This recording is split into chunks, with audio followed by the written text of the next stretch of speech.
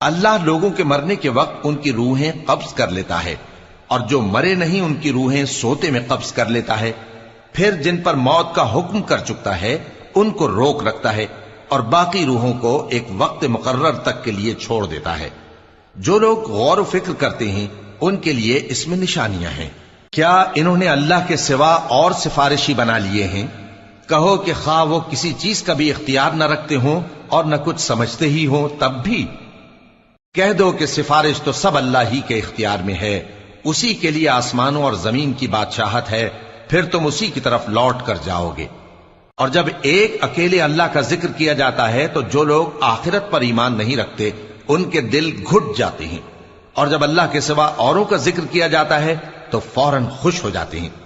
کہو کہ اے اللہ، اے آسمانوں اور زمین کے پیدا کرنے والے، پوشیدہ اور ظاہر کے جاننے والے، تو ہی اپنے بندوں میں ان